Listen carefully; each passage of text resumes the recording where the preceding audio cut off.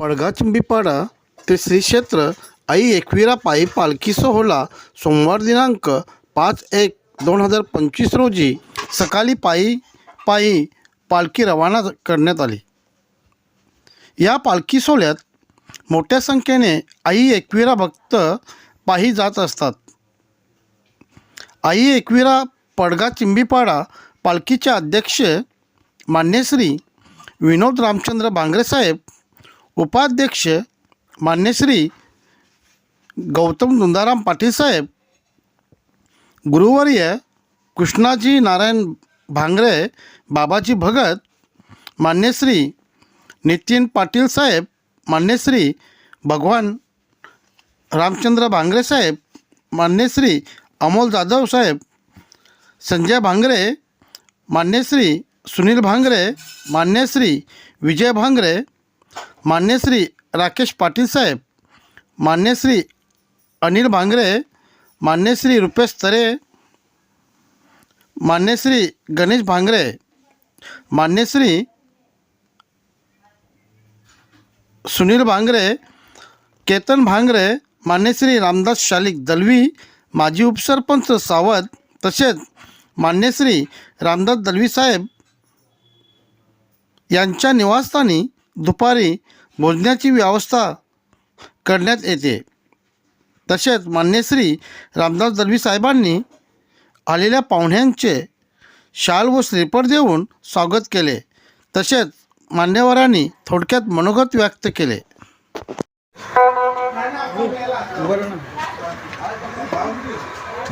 सालवाप्रमाणे आजचा 4था वर्ष आहे आणि आपली जे पायी झालेली मुलं जे आहेत साधारणतः आता वाढ झालेली आहे, साधारण 300 आता 350 आसपास झालेली आहे। आणि देवीच्या आपण काय आपण सर्वांना सुख शांती लाभो आणि सर्वांना सुखी ठेवू। जाणार आहे ती सुखाने जावं, दर्शन व्यवस्थित येऊ मुलांना लुटत असतात ते, कारण मजा वाटते पालखीमध्ये। 3 वर्ष पडगा परिसर व पडगा दरवर्षीप्रमाणे निघते।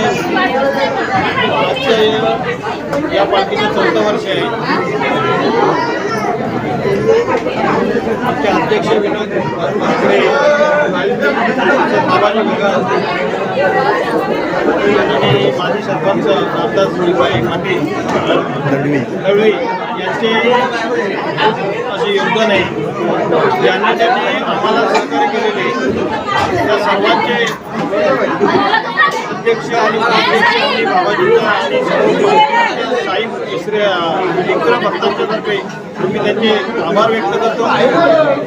आणि जसे 3 वर्ष आमच्या पालखीला काही गालबोट लागलेलं नाही आहे, तशीच आई एकविरेची प्रार्थना करतो की यावर्षी यंदा आमची पालखी सोहळा सुखरूप एकविरा गडावर जाऊन परत यावे अशी आई एकविरेची प्रार्थना करतो।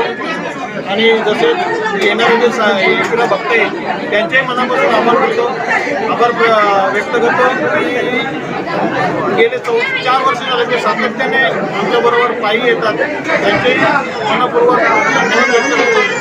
आमच्या अन्नदाते आहेत यांचेसुद्धा मनापासून आभार व्यक्त करत आहे।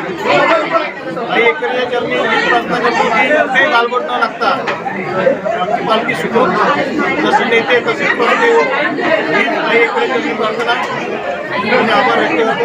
एकविरा भक्त जे आहेत ते काही पुढे राहतात, काही मागे राहतात, तर त्यांनी असं न करता झेंड्याच्या पुढे कोणी जाऊ नये आणि झेंड्याच्या मागे दुसरा जो शेवटचा झेंडा असतो त्याच्या मागे कोणी राहू नये असेच मी त्यांना सूचना करते आणि त्या सूचनेचे ते तंतोतंत पालन करतील असे मी मत व्यक्त करतो।